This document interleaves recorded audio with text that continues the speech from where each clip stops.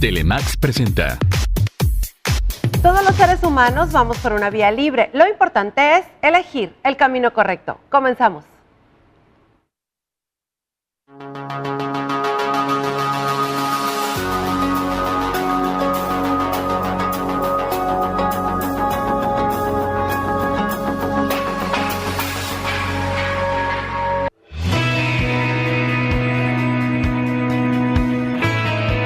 El trastorno por estrés postraumático se origina tras haber sufrido u observado un acontecimiento altamente traumático en el que está en juego la vida de las personas. Las imágenes de la situación traumática vuelven a reexperimentarse una y otra vez en contra de la propia voluntad, a pesar del paso del tiempo, imaginándolo con todo lujo de detalles, acompañado de intensas reacciones de ansiedad. Hoy en el programa Vía Libre, el tema es ¿qué es el estrés postraumático? Bienvenidos.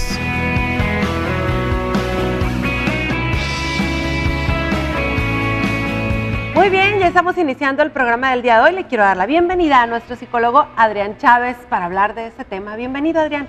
Gracias, Marta. ¿Listos? Ya. Sí, listos. Porque, oye, estamos hablando del tema, ¿no? ¿Qué es el estrés postraumático? Y te digo, yo creo que todos tenemos un algo que a lo mejor para alguien que vivió algo más fuerte es, ay, lo tuyo no es nada porque estás traumado, ¿no? Pero yo creo que cada ser humano, pues nos planteamos diferente esto del estrés postraumático. Sí. ¿Qué es? Mira, los sucesos traumáticos, sucesos, todos los hemos pasado. O sea, y cada quien a su edad, ¿no? Los niños, también adolescentes, ¿no? ¿Qué es un estrés postraumático? Pues es un síndrome, es un trastorno psicológico que se caracteriza por síntomas físicos, que es mucha ansiedad y síntomas como palpitaciones del corazón muy fuertes.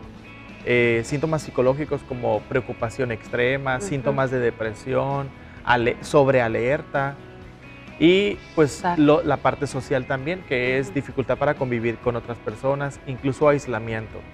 Bueno, pero ¿cómo ocurre? Bueno, ocurre tras un suceso muy fuerte, por ejemplo, un accidente automovilístico, desastres naturales o guerras o un suceso terrorista, una violación, un robo con violencia o con agravantes. Todos esos sucesos pueden crear un estrés postraumático. Normalmente estos sucesos crean ciertas reacciones emocionales intensas, son normales, ¿sí? Pero se convierte en un problema cuando persiste más allá de un mes. Es decir, las mismas reacciones y con la misma intensidad continúan después del mes de que ocurrió el suceso. O sea, que un mes sí podemos estar como que recordando y hasta llorando, soñando feo, porque luego todo uno lleva los sueños. Sí. Un mes está bien. Se considera normal. Sí. Ahora, los síntomas se van minimizando si la persona tiene apoyo, pero si no tiene apoyo, ok, todavía es normal 2 semanas, 3 semanas, hasta la cuarta. Ya si los síntomas no cesan, no disminuyen, entonces ya estamos hablando de estrés postraumático. ¿Y qué hacemos ahí? Bueno, lo primero... ¿Por dónde empezamos antes de la solución? Siempre que ocurre un suceso fuerte como estos que comentamos, siempre hay que darle... ser una red de apoyo para la persona, familiar, amistades, y buscar que la persona tenga una vida lo más normal posible, que se apegue a sus rutinas lo más normal que se pueda. Hay que tener tolerancia que algunas cosas no las va a poder realizar de inicio. Por ejemplo, si fue un accidente, a lo mejor manejar no va a poder hacerlo, ¿no? Sí, porque está el miedo, ¿no? Pero sí que vaya al trabajo, que vaya a la escuela, que trate de hacer las cosas cotidianas. Pero sí, algunas no las va a poder realizar del todo. Pero esas va a llevar, un poco más de tiempo y a lo mejor van a necesitar cierto tipo de ayuda, que ahorita vamos a comentar sobre qué tipo de ayuda va a requerir una persona.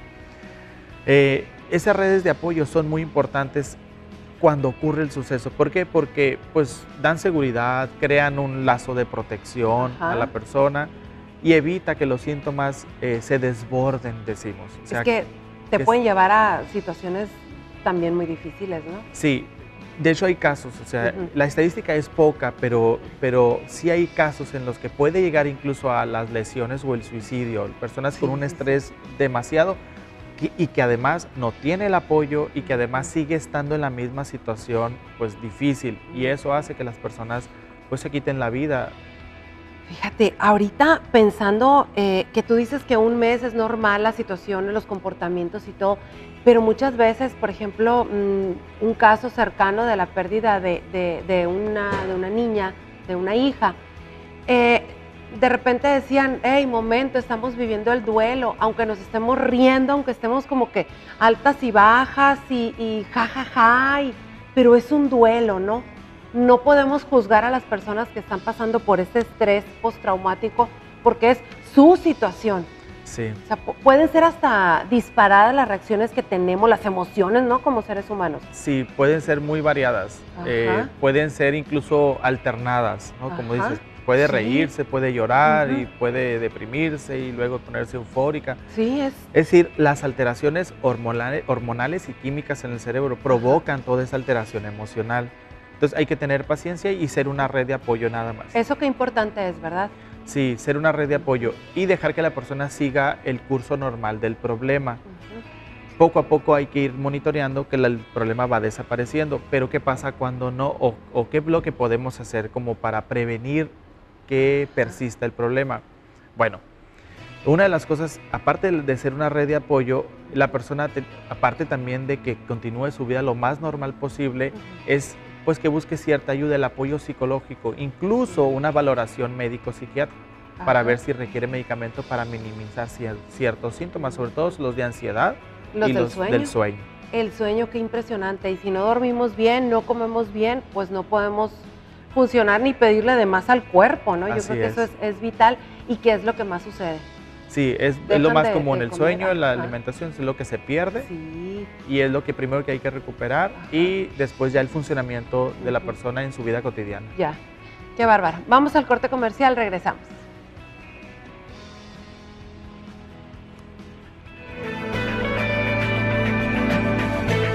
Hoy en el programa Vía Libre, el tema es ¿qué es el estrés postraumático? Continuamos.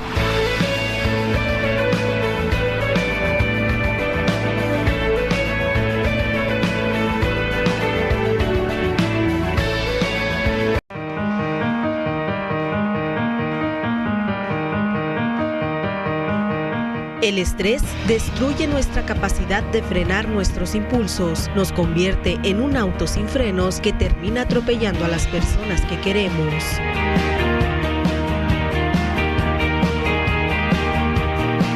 Muy bien, a ver, el tema muy interesante, es un tema fuerte, no le tenemos que sacar la vuelta, sino que hay que vivir el duelo como en otras ocasiones lo hemos platicado. Esto del trastorno porque es un trastorno psiquiátrico, ¿verdad? Sí. Por ahí estaba leyendo que... Trastorno mental. ¿Por qué se diagnostica así como trastorno? O sea, en un mes podemos estar, ok, es normal, y pasa el mes y ya se convierte en trastorno. ¿O cómo funciona? Sí, es un criterio el tiempo. Es un criterio, ¿por qué? Porque estadísticamente las emociones, cuando hay este choque, o sea, este suceso fuerte, las hormonas y los químicos, es lo que tarda. 2, 3, y se establece un criterio. Hasta la 4ª semana se supone que cumple el ciclo, las emociones y los químicos y todo lo demás. Y entonces, a partir de ahí, si persiste la misma forma de responder, ya se considera un trastorno. Es un criterio temporal, pero está basado en criterios estadísticos de cómo responden nuestras emociones ante sucesos como estos. Que es lo normal, digamos, ¿no? Es lo normal. Respuesta del cuerpo. A ver, Adrián, ahorita estabas hablando tú que el tiempo, ¿no? Es, como siempre decimos, muy buen aliado, que hay que esperar ese mes, vivir el duelo, llorar, etcétera, etcétera, y dejar que fluyan las emociones, ¿no? Pero tú hablabas que ya después que se convierte, pues que ya se quedó esto del estrés postraumático, que podemos pedir ayuda ya a otro nivel. Sí, podemos hacerlo desde que ocurre el suceso para ver qué es las cosas preventivas, pero cuando ya se diagnostica, cuando ya van al psicólogo o al psiquiatra y diagnostica con estrés postraumático, ya se hace un plan de intervención mucho más específico para ciertas cosas muy especializadas. Por ejemplo, terapia cognitiva, terapia contra la ansiedad, trabajar contra el estrés, cómo recuperar pues, la vida cotidiana cuando ya se trastornó todo, ¿no? Y bueno, acompañarlo siempre con el tratamiento psiquiátrico, que es un tratamiento para la ansiedad y para la depresión cuando sea necesario, y eso lo va a determinar el médico psiquiatra, que es lo que se requiere, porque a veces la terapia psicológica no es suficiente, o sea, a veces, de hecho en la mayoría de los casos no es suficiente. En estos casos se tiene que acompañar casi siempre. ¿De medicamentos? De medicamentos para la ansiedad y estados de ánimo, depresión, en la mayoría de los casos. Pero la terapia psicológica se enfoca a reestructurar cognitivamente. ¿Qué significa? A ver. Por ejemplo, personas que tuvieron un accidente y entonces escuchan una ambulancia y empiezan con las reacciones emocionales asociadas al suceso. Okay. Y entonces la terapia psicológica lo que hace es que regresemos las reacciones normales a la normalidad ante esos sucesos. Entonces se hace una lista. ¿Ante qué sucesos vuelves a reaccionar mal? La ambulancia, ver una patrulla, las fechas. Ajá. Puede ser cualquier cosa. Fechas, personas, lugares. Se hace una lista y a veces la lista son de 20, 30, 40 objetos, puntos, pues es mucho, ¿no? A veces es hasta de 50. Se han hecho listas hasta de 100 cosas. Ajá. Bien, entonces... A ver, ¿y qué más hablan esas listas? Esas listas son todas las personas, lugares, cosas, objetos, lo que sea que represente un estímulo aversivo porque se asoció a aquel evento. La ambulancia, incluso la ropa, un olor. ¿Alguna canción? Cualquier cosa puede suscitar el estrés otra vez. Fíjate, y qué impresión porque son cosas que no nomás estuvieron presentes en ese suceso, pues que existen en la vida diaria, ¿no? Y entonces la persona vuelve a responder de la misma manera. Ajá. Aquí hay que diferenciar, por ejemplo, de una fobia, etcétera. Ajá. Pero bueno, el origen fue un suceso traumático, un suceso difícil, una violación, un accidente o un asalto. Sí. Y eso da origen al problema. Entonces se hace una lista. Sí. Y luego, después de la lista, lo que hacemos es, por ejemplo, inducir relajación. Hay técnicas de relajación y entonces juntamos el suceso y la relajación de tal manera que en la vida cotidiana la persona respira, la persona se relaja y deja de reaccionar así ante una ambulancia, igual ante los mismos objetos, personas y sucesos. Y entonces la persona ya puede enfrentar esa situación. Un elevador, por ejemplo, incluso usar cuchillos, las personas dejan de usar utensilios porque sienten mucho temor. Ajá. Si fue un asalto. Es que depende de cuál sea el suceso, le agarran aversión a ciertas cosas. Ajá. Los cuchillos, manejar, la ropa, y el elevador cualquier me causó. cosa. ¿Por qué un elevador? Si hay un ¿Te accidente. haber quedado encerrado ahí o algo? Ajá. O si el asalto fue en un elevador. Entonces, no me subo a los elevadores. Ajá. Puede ser cualquier cosa. O sea, y entonces se hace la lista de objetos, situaciones, personas, etcétera, y se trabaja una por una hasta que la persona vuelve a enfrentar esas cosas de la manera normal. Incluso la terapia puede llegar a tal nivel que el mismo terapeuta acompaña a la persona a subirse a un elevador, a hacer cosas. Los terapeutas podemos llevar a lo mejor utensilios para enfrentar la situación. Ay, ya es un nivel fuerte, oye, puede resultar. Ya es un nivel distinto. Sí, pero primero hacemos lo de la relajación y en otra sesión hacemos lo de la situación. No es totalmente en vivo porque no es en la circunstancia normal, pero es en sesión. Y lo trabajamos, o sea, ahí lo trabajamos. Por ejemplo, podemos llevar carritos de ambulancia con sonido y entonces en terapia se hace el trabajo. Después ya salimos a la calle, salimos ahí o nos paramos cerca de un hospital, a lo mejor resguardados dentro de un auto, medidas de seguridad, pero que la persona enfrente su vida lo más normal como lo hacía antes del suceso. Entonces la terapia incluye todas esas etapas cuando son necesarias. A veces no son, a veces la persona lo puede hacer sola o le pedimos que le pida a un familiar que la acompañe. Alguien que se sienta seguro pues con alguien. Incluso podemos mandar llamar al familiar o al amigo y entrenarlo para que haga las cosas como queremos que las haga. Y ya, la persona va a los lugares, se enfrenta a la situación y ya nos regresa a la siguiente sesión a reportarnos qué es lo que ocurrió. Qué bárbaro, qué interesante. Tengo una pregunta, pero regresando del corte. Se me acaba de ocurrir. Regresamos, estamos en Vía Libre.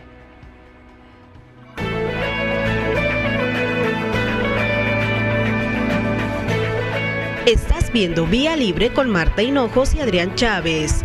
Regresamos.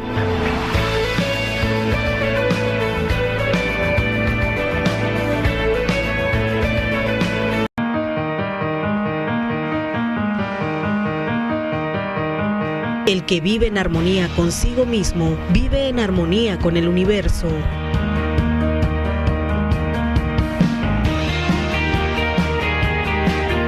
Ay, a ver, la pregunta, no sé.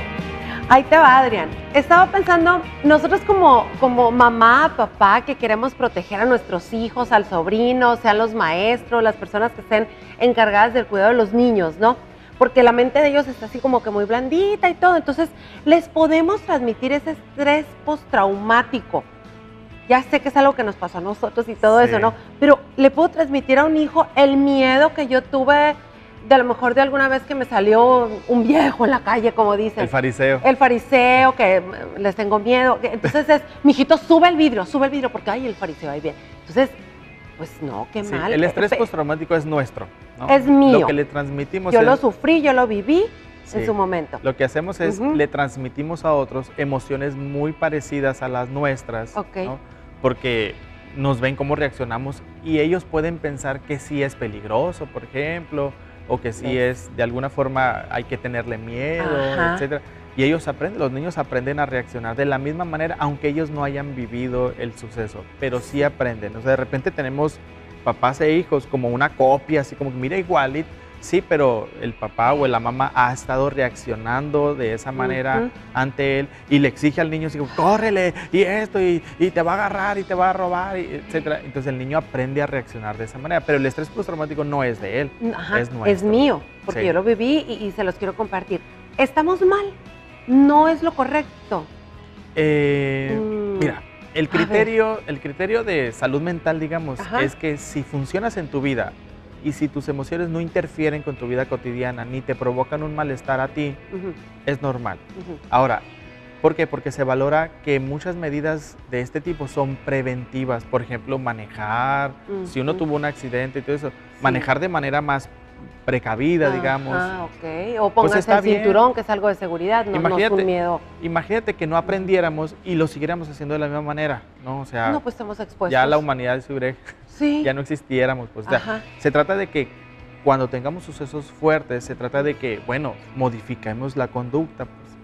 A lo mejor hay cierta emoción, habría que preguntarle a la persona si eso sigue interfiriendo con su vida, si le molesta. Si es así, se puede seguir trabajando. Por ejemplo, en personas que han sufrido violación, por ejemplo, es muy difícil que todas las emociones se vayan a cero, o sea, desaparezcan. Es muy difícil, es muy complicado. Requiere muchos años de terapia. Pero además, ellas sobreprotegen a los hijos de todas maneras. O sea, la conducta de protección, de que no se queden solos con una persona, de no dejarlos por ahí, etcétera, no lo hacen. Son medidas de prevención porque ellas vivieron el suceso, pero emocionalmente no necesariamente se ven afectadas o ya lo superaron o levemente, pero es muy difícil. El estrés postraumático, dependiendo del suceso, es muy difícil que se vaya a cero, siempre queda ciertas emociones como a cierto nivel. Que despierta, ¿no? Cuando se presenta algo. Porque las situaciones exigen cierta precaución, exigen que respondamos de manera distinta. Pero ahí está bien, o sea, no se olvida uno del suceso, pero lo aplicas positivamente en que se hagan bien las cosas, pues. Exacto, exacto. Mientras no siga perturbando tu vida o la de otros, ¿no? Está bien, se considera normal. Nada más hay que tener cuidado de eso, que no sobrepase esa línea de perturbar la vida propia o la de otros. Pero son medidas precautorias y está bien, no se consideran malas. Se vale porque, como dicen, de los errores aprendemos, ¿no? Así es. O de las malas experiencias. A ver, Adrián, traigo aquí que hay diferentes tipos de estrés postraumático. El agudo y el latente. El agudo ¿Cómo es eso? El agudo es las emociones que ocurren en el momento, pero cuando es agudo pasa y desaparece. ¿Cómo qué podría ser, no persiste. Por ejemplo? Puede ser bajo el mismo suceso.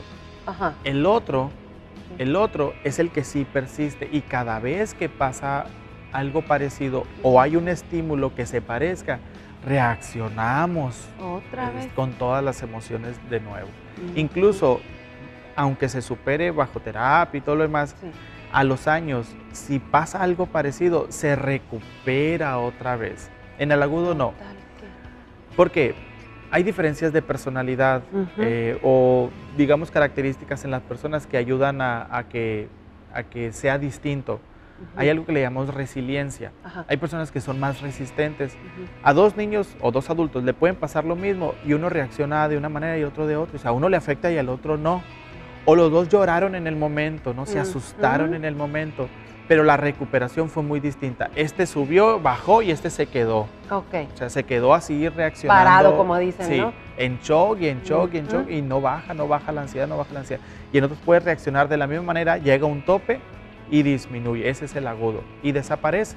Ujú. Tiene ciertos, ¿no?, altibajos, pero muy leves. Pero el otro se queda ahí por un buen tiempo. Requiere todo un tratamiento. Ay, ay, ay, o sea que todos los seres humanos nos afecta, digamos, o lo vivimos diferente. Sí, lo percibimos Ajá. diferente en función de nuestra historia, de nuestros Sí. recursos para reaccionar. Y quién sabe si nos pasó algo más grande y eso ya dice uno, bueno, pues topen eso, ¿no? Una más, ¿no? Del apoyo que tengamos a nuestro alrededor, Ajá. de los recursos, etcétera. Y en función de eso, lo que va a ocurrir es que el problema persista más Ujú. mucho tiempo, Sí. o sea agudo, suba, baje y desaparezca, aunque tenga más allá, o sea, un año, vuelva a aparecer leve, pero es muy poco. Lo importante es, la prevención es importante, pero es muy importante la inteligencia emocional, tener buena autoestima y aprenderle a los niños a reaccionar. Por ejemplo, tú vas en tu carro con tus hijos y enseñarles cosas. Si tú ves algo, enseñarles qué deben hacer y preguntarles, ¿qué podrían hacer ustedes? Correr, Ajá. hacer esto. Enseñarles a Mm. reaccionar distinto, de tal manera que si algún día les sucediera algo difícil, Ujú. no se paralizan. Ujú. Entonces el estrés postraumático no se establece en la persona, Sí. sino les ayuda a responder de manera diferente. Ándale, qué diferente, ¿no? Luego ahí andamos, cuidado con cruzar la calle, que te va a atropellar un carro. Entonces mejor enseñémosles A responder. la manera correcta, ¿no? De, a Sí. ver, voltea para acá y para allá. Pero bueno, es un proceso esto, hay que aprender y siempre estar cerca de los psicólogos que nos ayudan en Sí, tiempos para más difíciles información hay que buscar ayuda con un que no especialista. podemos nosotros. Claro, gracias Adrián por haber Muchas estado con gracias. nosotros y sigamos juntos por esta vía libre.